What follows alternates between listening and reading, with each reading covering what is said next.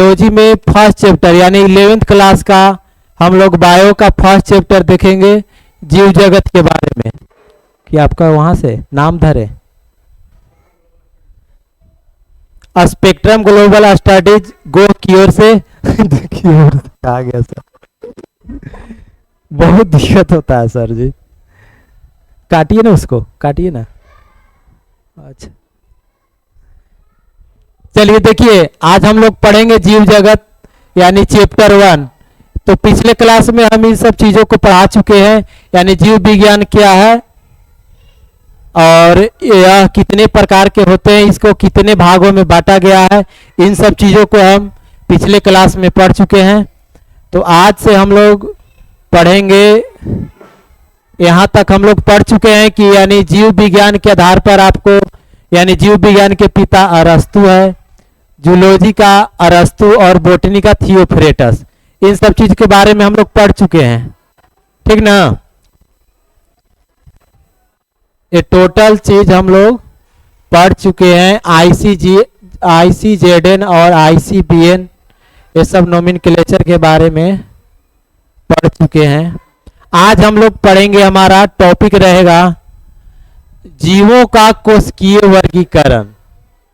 यानी जीवों का कोशिकीय वर्गीकरण कहने का मतलब कि जीवों का जो शरीर है कोशिका के आधार पर कैसे बांटा गया, इन सब चीजों को हम बारे में पढ़ेंगे। तो कोशिका के आधार पर जीवों का वर्गीकरण मुख्यतः दो भागों में बांटा गया है। पहला ए सेलुलर, दूसरा है यूनिसेलुलर। ए सेलुलर कहने का मतलब कि अकोशिकीय, यानी कोशिका पूरी तरह इसमें क्या रहेगा, अनुपस्थित रहता है, जैसे कि डीएनए, आरएनए और प्रोटीन। हम पिछले क्लास में भी बताए थे कि जो कोशिका होता है यानी वैसा कहने का मतलब, अकोशिकीय कहने का मतलब क्या है कि वैसा जीव जिसमें कोशिका, जिसका शरीर कोशिका से नहीं बना हो, दैट इज विषाणु। यानी इसका विषाणु जो है, इसका जो शरीर है से कोशिका से बना नहीं होता है। अकोशिकीय यानी एक कोशिकीय में क्या है कि यूनिसेलुलर इसको बोलते हैं। एक कोशिकीय जीव दो प्रकार के होते हैं, प्रोकैरियोटिक और यूकैरियोटिक। प्रोकैरियोटिक में जीवाणु आता है। आगे देखिए, अकोशिकीय जीव यानी विषाणु के बारे में हम लोग पढ़ेंगे, जिसको ए सेलुलर ऑर्गेनिज्म वायरस बोलते हैं। इसका जो मुख्य विशेषता क्या है कि विषाणु में कोई कोशिका नहीं पाया जाता है। आपसे पूछेगा कि अकोशिकीय जीव जैसे कि विषाणु के बारे में बताइए, तो विषाणु में आपको बताया गया है कि इसमें क्या है कि कोई कोशिका नहीं पाया जाता है, अर्थात कहने का मतलब इसमें कोशिका अनुपस्थित रहता है। दूसरा नियम है कि इनमें कोई भी कोशिकांग जैसे माइटोकॉन्ड्रिया, गोल्जी बॉडी इसमें नहीं उपस्थित रहते हैं। यानी अकोशिकीय जीव में पहला कि कोशिका उपस्थित नहीं रहेगा। दूसरा में क्या है कि इसमें जो माइटोकॉन्ड्रिया है, गोल्जी बॉडी है, ये सब क्या है, अनुपस्थित रहते हैं।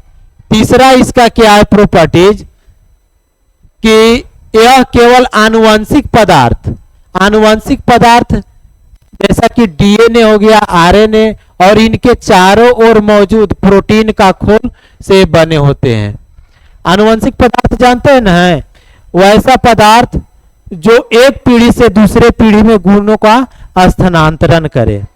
तो गुणों का स्थानांतरण करने वाले पदार्थ डीएनए होता है, आरएनए होता है। आगे देखिए, अध्ययन के लिए उदाहरण जैसे HIV, human immuno defensive virus. HIV का पूरा नाम क्या हुआ, ह्यूमन इम्यूनो डिफेंसिव वायरस। उधर से इसमें क्या होता है कि आनुवंशिक पदार्थ जैसे कि आरएनए की संख्या इसमें कितनी होती है, छोटी 2 होता है, और इसका जो बाहरी का जो आवरण होता है ना, से लिपिड का बना होता है। लिपिड समझते हैं, और लिपिड जो होता है ना, वसा और तेल का क्या होता है, मिश्रण होता है। वसा और तेल का मिश्रण को हम क्या बोलते हैं? लिपिड बोलते हैं। यह जल में घुलनशील नहीं होता है।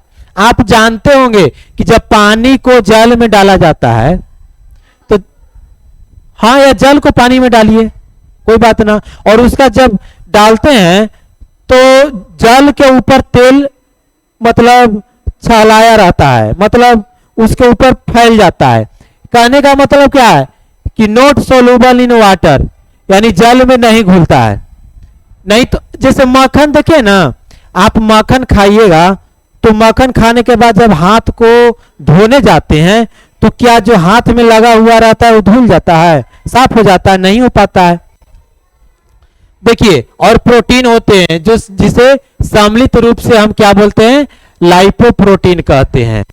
यानी बाहरी आवरण में क्या होता है? वसा होता है और प्रोटीन होता है, जिसके सम्मिलित रूप को हम लोग क्या बोलते हैं? लाइपोप्रोटीन बोलते हैं। नेक्स्ट क्या है कि HIV जो यह एक प्रकार का क्या है? HIV एक प्रकार का विषाणु है। इसकी संरचना के बारे में हम लोग देखेंगे। देख रहे हैं इस ढंग का HIV एड्स से होता है। Acquired immuno defensive syndrome. AIDS एक बहुत ही खतरनाक बीमारी है जो कौन सी वायरस से होता है? HIV वायरस से होता है। जैसे देखिए, ये वाला जो भाग है छोटी, ये वाला जो देख रहे हैं आकृति यहां पर, इसी को बोलते हैं नोब बोला जाता है। इसको क्या नाम दिया गया है? नोब बोला गया है। संक्रमण के लिए शरीर से जुड़ने का सहायक अंग है। HIV में जो संक्रामक बीमारी होती है, जैसे एड्स कैसे होता है? अनैतिक यौन संबंध से एड्स होता है, या किसी व्यक्ति को एड्स हुआ है, ठीक, और वह हजामत बनाने गया सैलून में, तो उसको जिस ब्लड से ठाकुर निजाम जो है उसको मतलब बनाया, दाढ़ी वाली बनाया, सेव किया, और उसी को किसी स्वस्थ व्यक्ति को उसी ब्लड से बनाता है, तो उस चीज से भी एड्स फैलने का डर रहता है। तो कैसे होता है? इसमें जो HIV जो है ना, HIV वायरस में एक ये जो अंग है, यह संक्रमण के लिए शरीर से मतलब जुड़ने का काम करता है। संक्रामक सहायक अंग इसको बोला जाता है, जिसको क्या कहते हैं? नोब। अच्छा, ये वाला जो दिखाई दे रहा है आपको, यहां पर जो भाग है, इसको बोलते हैं बाइलिपिड लेयर। बैठो बैठो, बैठिए। इसको बोलते हैं बाइलिपिड लेयर, यानी सबसे बाहरी वसा के क्या है? दो आवरण है। वसा बाई मतलब दो, लिपिड मतलब वही वसा तेल का मिश्रण है, और लेयर माने सतह। आगे देखिए, ये वाला जो भाग यहाँ पर आप दिखाई दे रहा है पिक्चर में, ये क्या है कि कैप्सिड है, यानी खोल है। यह किसका बना होता है? प्रोटीन के मध्य का आवरण है। आपसे पूछा जाएगा कि कैप्सिड जो होता है वो किसके मध्य होता है, तो किसके मध्य बताना है? प्रोटीन के बारे में जानते हैं ना? प्रोटीन का काम है मांसपेशियों में वृद्धि करना, ठीक ना? मांसपेशियों में वृद्धि करने का काम किसका होता है? प्रोटीन का होता है। तो देखिए यहाँ वो चीज नहीं है, यहाँ काम इसका है, कैप्सिड है। आगे देखिए, सेंट्रल कोर इसको बोलते हैं।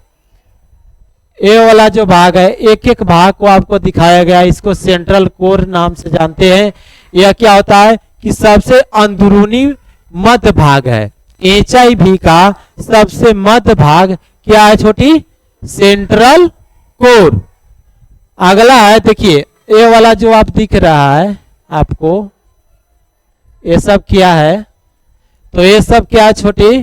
कि मुख्य आनुवंशिक पदार्थ, जिसको हम जीनोम बोलते हैं, यही जो है ना, यानी एड्स, यानी आनुवंशिक पदार्थ एक पीढ़ी से दूसरे पीढ़ी पहुंचाने का काम करेगा।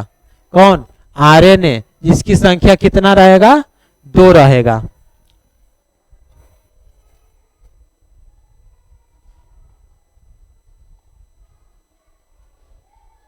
चलिए, अगला है कि इंजाइम। एंजाइम यानी प्रोटीएज जो होता है और इंटीग्रेज का एक कण है। ये जो छोटा छोटा जो कण आपको इसको में उतना बढ़िया से नहीं दिखाया गया है, मतलब आपको जब वहां से दिखाएंगे ना, एक क्या है प्रोटीएज और इंटीग्रेज का है। देखिए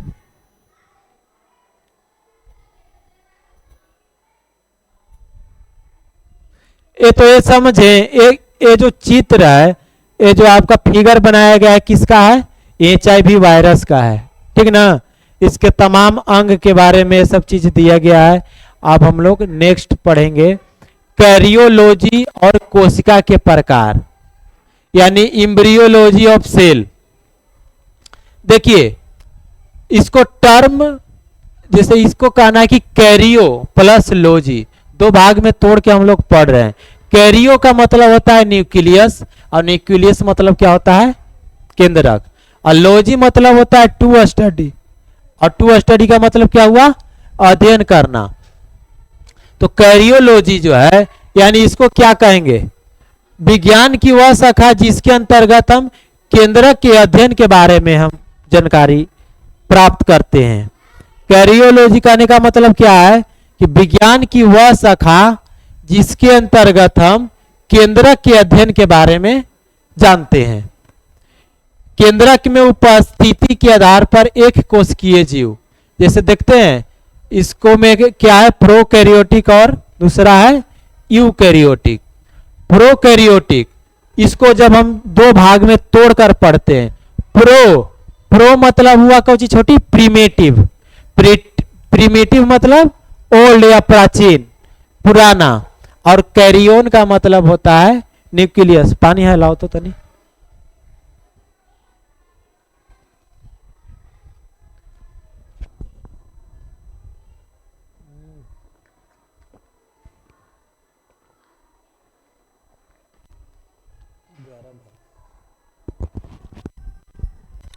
चलिए देखिए, उपस्थिति के आधार पर एक कोशिकीय जीव में जैसे प्रोकैरियोटिक यूकैरियोटिक है, तो इसमें है प्रो, इसको दो भाग में तोड़कर पढ़ा जा रहा है, यानी समझने के ख्याल से प्रो है।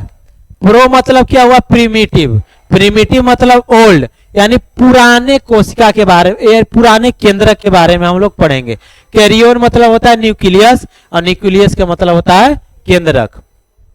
समझ गए, इसका मतलब आप समझे, प्रोकैरियोटिक यानी वैसा केंद्रक जो पुराना हो।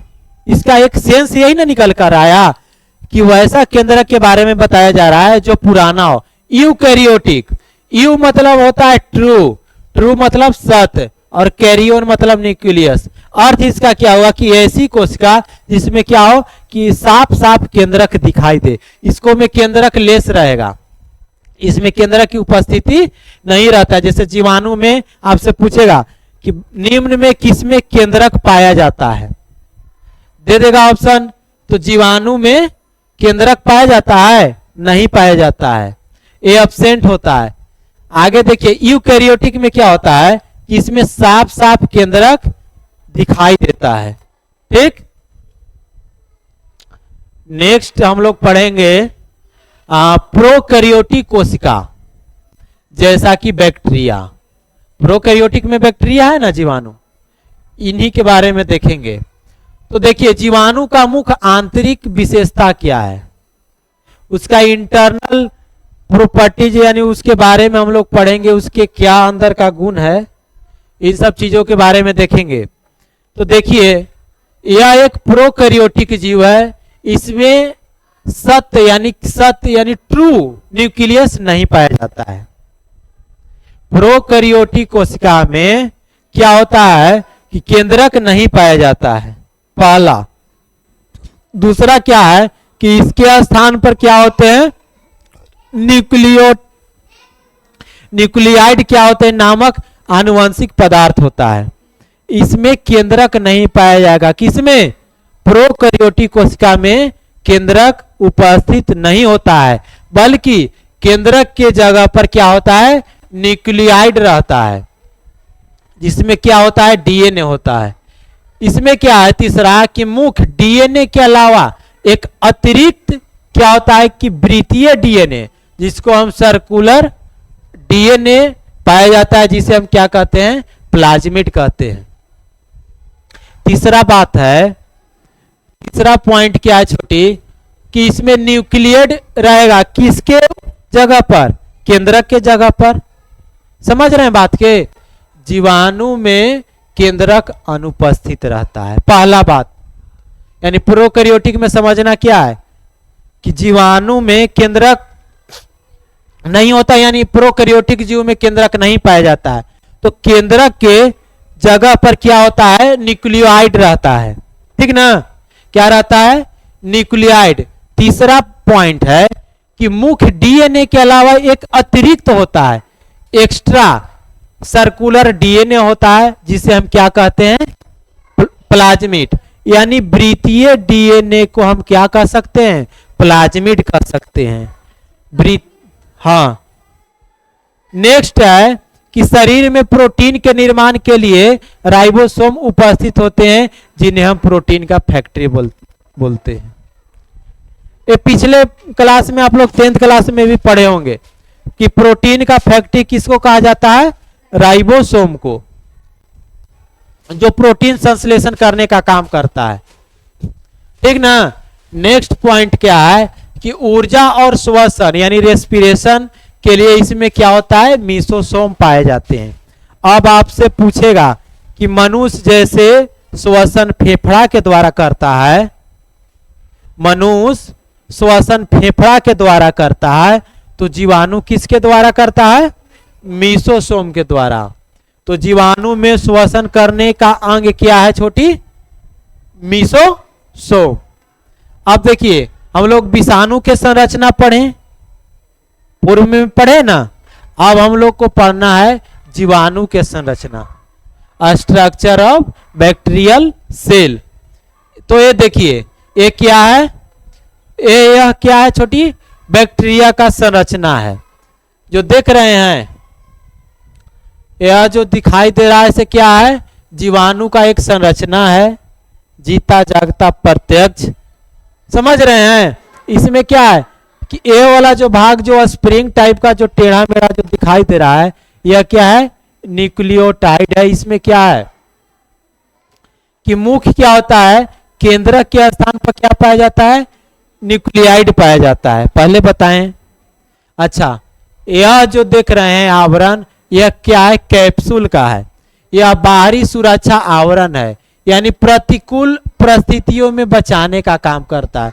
प्रतिकूल परिस्थिति कहने का मतलब क्या है कि वैसा परिस्थिति जिसमें किसी जीव को क्या हो, शारीरिक रूप से क्षति हो जाए। जैसे कहने का मतलब क्या है कि जैसे मछली जल में रहती है, तो जल के अनुकूलित उसका शरीर है, उसके अनुसार ना उसका शरीर अनुकूलित है, लेकिन उसको आप स्थल पर रख दीजिएगा, जमीन पर रख दीजिएगा, तो उसके लिए वह प्रतिकूल स्थिति हो गया, है कि नहीं।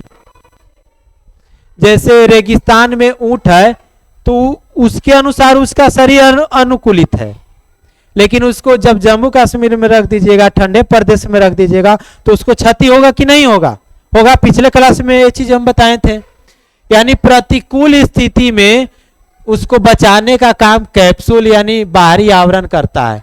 ठीक, यह जो देख रहे हैं ये आकार, इसको फ्लैजेला बोलते हैं। तो फ्लैजेला का काम क्या है कि जीवाणु को गति करने का काम किसका होता है, फ्लैजेला के द्वारा यह गति करता है, मूवमेंट करता है। किसके द्वारा, फ्लैजेला के कारण। यह जो संरचना यहाँ पर आप देख रहे हैं, यह जो भाग है इसको बेसल बॉडी बोलते हैं।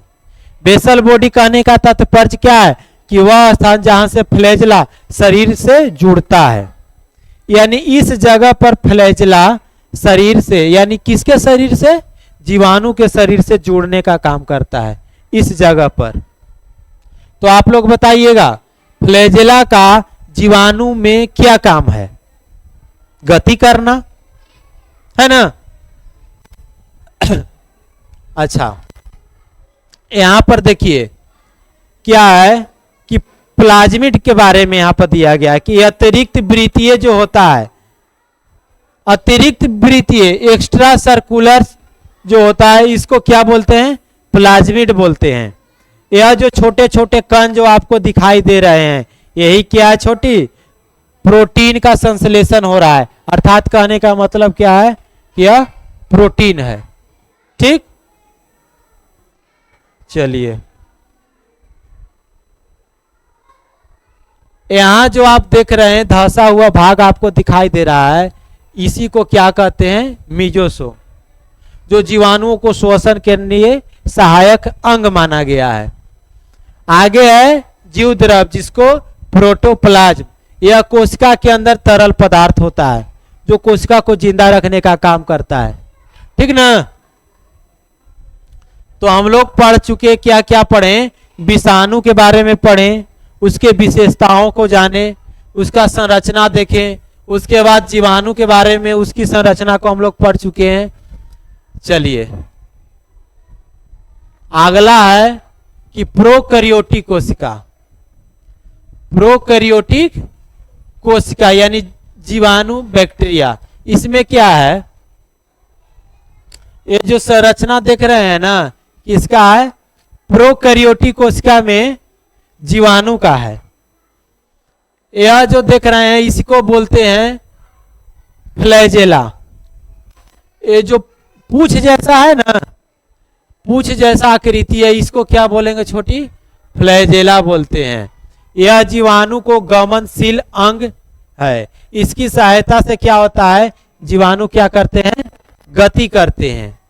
यह जो है, यह संरचना देख रहे हैं, इसको, इस अंग को बोलते हैं बेसल बॉडी। बेसल बॉडी क्या है कि अटैचमेंट साइट से होता है, यानी यह जुड़ने का एक क्या है, जगह है। आगे है मीसोसोम, यह जीवाणु का क्या होता है, यह भाग को हम मीसोसोम बोलते हैं। यह जीवाणु को श्वसन अंग है, यानी सांस करने वाले अंग है। आगे है सिलिया, जिसको हम सेक्स पिली बोला जाता है। इसका काम क्या है कि यह जनन के समय संयुग्मन में सहायक होता है, यानी जनन के लिए क्या सहायक होता है, सिलिया। तो आज हम लोग आज की क्लास में इतना ही पढ़ेंगे और इसके बाद आपको जीव द्रव के बारे में बताया जाएगा, जीव द्रव, उसके बाद कैप्सूल। तो आज के लिए इतना ही, ठीक है। अब मिलते हैं हम लोग नेक्स्ट क्लास में। इसको काटेगा तो ना हो।